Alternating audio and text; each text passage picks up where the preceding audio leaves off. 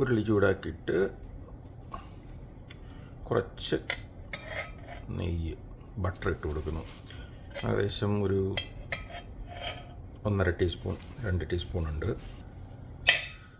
നമ്മുടെ ചക്ക വരട്ടിയതിലും നെയ്യുണ്ട്, അപ്പം അധികം വേണ്ട.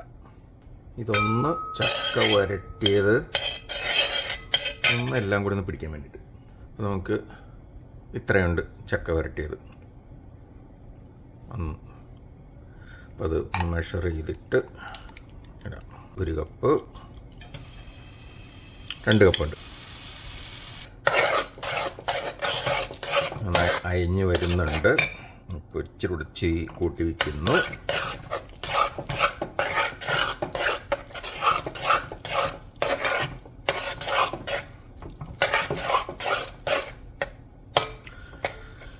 ഇതിപ്പോൾ ഞാൻ ഉണ്ടാക്കിയിട്ട്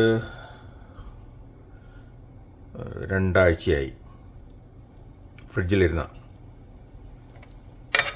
അപ്പം അന്ന് ആ വീഡിയോയിൽ ഞാൻ പറഞ്ഞ പോലെ കുറേ നാൾ ഫ്രിഡ്ജിലിരുന്നോളും.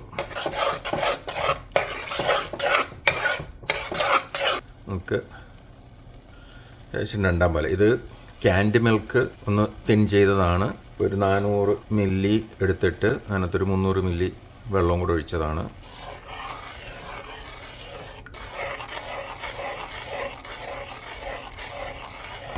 തീ കൂട്ടി വെച്ചു. അതിനകത്ത് മധുരം ചേർന്നിരിക്കുന്നത് ചക്ക വരട്ടിയതിൻ്റെ മാത്രമേ ഉള്ളൂ. നിങ്ങൾക്ക് മധുരം കൂടുതൽ വേണമെങ്കിൽ മിക്കവാറും വേണ്ടി വരും ശർക്കരയും ഇടണം.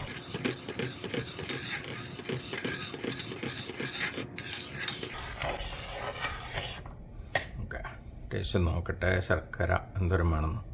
ഒരുമാതിരി ഉണ്ട്. അതായത് ഷുഗർ ഉള്ളവർക്ക് കറക്റ്റാണ്. എനിക്ക് ഷുഗർ ഇല്ല, അതുകൊണ്ട് കുറച്ചുകൂടെ ശർക്കര ഇടാം. ഏകദേശം ഒരു 1/2 കപ്പ് ശർക്കരയും കൂടെ ഇട്ട്.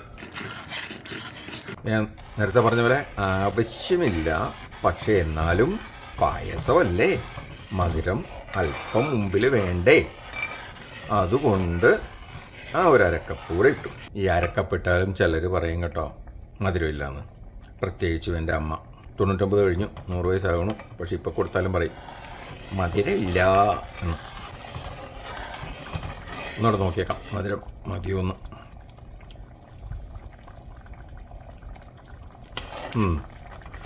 എന്നാലും ലേശം കൂടെ ആവാം കേട്ടോ. ഇത് നമ്മൾ കുറച്ചുകൂടെ കട്ടിപ്പാൽ ഒഴിക്കുന്നുണ്ടാവും, അപ്പോൾ കുറച്ചുകൂടെ മധുരം ഇട്ടേക്കാം. ഒരു 1/4 കപ്പ് കൂടെ. ഇപ്പോൾ സൂപ്പർ. അപ്പോൾ നമ്മൾ ടോട്ടൽ 3/4 കപ്പ് മധുരം ഇട്ടു. ഇനി അതിനകത്തേക്ക് നമുക്ക് മസാലപ്പൊടി ഇടണമല്ലോ.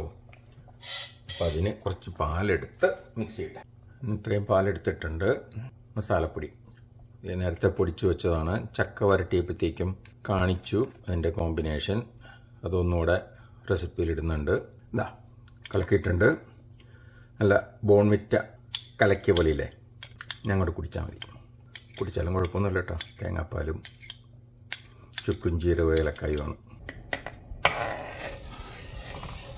ഞാൻ തലപ്പാലല്ല 1-ാം പാൽ കട്ടിപ്പാൽ ഒഴിക്കുകയാണ്.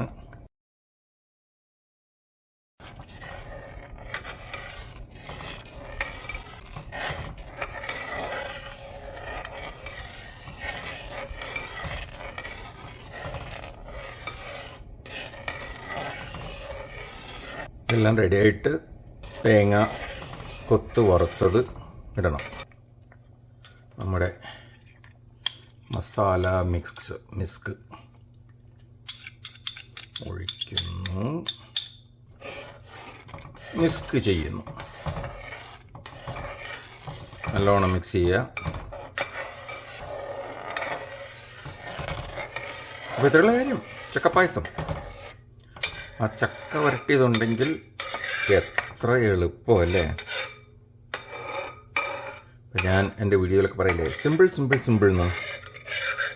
ഉള്ള കാര്യം സിമ്പിൾ. ചക്ക വരട്ടാനായിട്ട് കുറച്ച് സമയമുണ്ട്, പക്ഷെ അത് വരട്ടി നമ്മൾ ഫ്രിഡ്ജിൽ വെച്ചിരിക്കുകയാണെങ്കിൽ ഇത്രയും സമയം കൊണ്ട് നമുക്ക് ചക്കപ്പായസം ഉണ്ടാക്കാം. ഇനി ഇത് കുറച്ച് കട്ടിയാകും കേട്ടോ. ഇപ്പം ഇച്ചിരി ലൂസാണ്, ആറിക്കഴിയുമ്പോഴത്തേക്കും കട്ടിയാകും. ഇനി തേങ്ങ വറുത്തിടാം. തേങ്ങ വറുക്കുന്നത് നിങ്ങൾ കണ്ടിട്ടുണ്ട്, അപ്പം അത് കാണിക്കുന്നില്ല. വറുത്ത് കഴിഞ്ഞിട്ട് ഇട്ട് കഴിഞ്ഞിട്ട് കാണിക്കാം.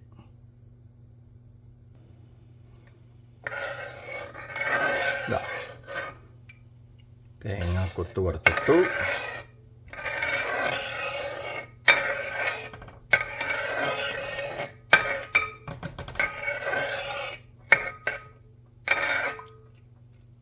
ഇപ്പം അടിപൊളിയായിട്ടുണ്ട്. ഇനി കുറച്ച് പാത്രത്തിലിട്ട് വെച്ചിട്ട് നമുക്ക് വീഡിയോ എടുക്കാം.